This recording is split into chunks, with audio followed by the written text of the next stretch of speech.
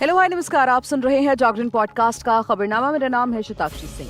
आज तारीख है 19 अप्रैल की और दिन है शुक्रवार का। 19 अप्रैल की आज तारीख है। आज लोकसभा चुनावों के पहले चरण का मतदान हो रहा है। 21 राज्यों में और केंद्र शासित प्रदेशों में आज मतदान हो रहा है।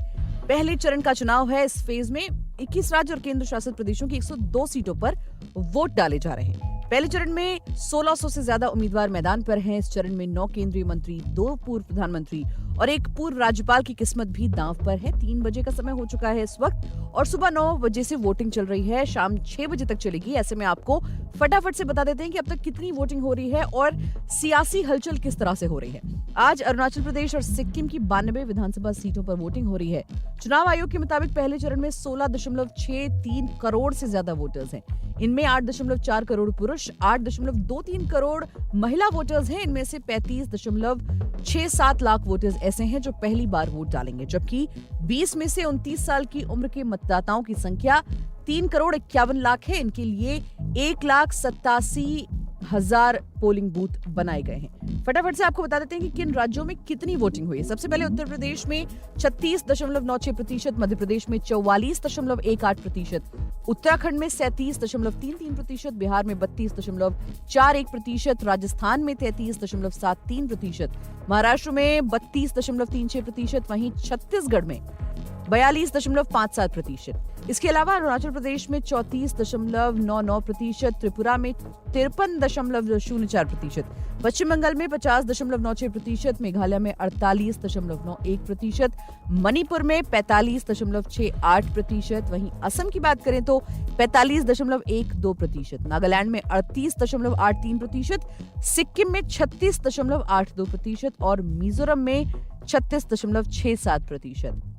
जम्मू कश्मीर में अब तक 43.11%, तमिलनाडु में 39.43%, पुडुचेरी में 44.95%, अंडमान में 35.70%, लक्षद्वीप में 29.91% की वोटिंग हो चुकी है और ये आंकड़े दोपहर 1 बजे के मैं आपको बता रही हूँ।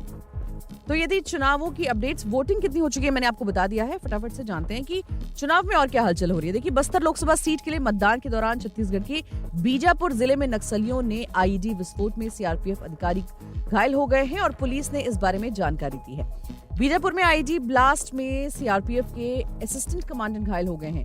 प्रेशर आईईडी की चपेट में आने से सीआरपीएफ एसी मनु एचसी को बाएं पैर और बाएं हाथ में चोट लगी है। चीका इलाके में सीआरपीएफ की टीम एरिया डोमिनेशन पर निकली थी। Assistant commandant Manu HC 62 battalion की ई कंपनी में पदस्थ हैं और घटना भैमरगढ़ थाने इलाके की है। इसी बीच एक और बड़ी अपडेट जो सामने आ रही है वो ये है कि समाजवादी पार्टी की कन्नौज सीट की चर्चा बार बार हो रही है। उसका ऐलान, क्योंकि उसके प्रत्याशी का ऐलान अभी तक नहीं हो पाया है। इस हाई प्रोफाइल सीट को लेकर चर्चाओं का बाजार भी गर्म था।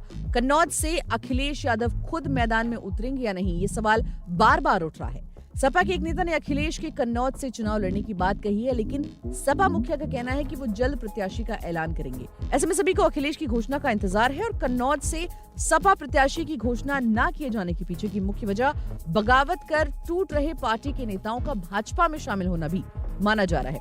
अखिलेश गुरुवार को कन्नौज पहुंचे थे और पार्टी कार्यालय में बूथ प्रभारियों और जोनल प्रभारियों के साथ संवाद के दौरान कुछ नेताओं ने बताया कि तालग्राम पूर्व चेयरमैन दिनेश यादव, धर्मेंद्र यादव भाजपा में चले गए हैं और पूर्व जिला पंचायत अध्यक्ष शिल्पी कटियार के पति सपा नेता संजू कटियार ने भी भाजपा का दामन थाम लिया है। ऐसे में सूत्रों का कहना है कि अखिलेश यादव खुद कन्नौज सीट से अपने आप को प्रत्याशी घोषित कर सकते हैं, वहां के प्रत्याशी बन सकते हैं। अब आने वाला समय बताएगा कि एग्जैक्टली ये न्यूज कितनी सही या कितनी गलत है। फिलहाल इस एपिसोड में बस इतना ही। मिलेंगे आपसे अगले एपिसोड में चुनावों की कुछ और अपडेट्स के साथ। तब तक के लिए हमें दीजिए इजाजत। अपना बहुत ख्याल रखिए और सुनते रहिए जागरण पॉडकास्ट का खबरनामा।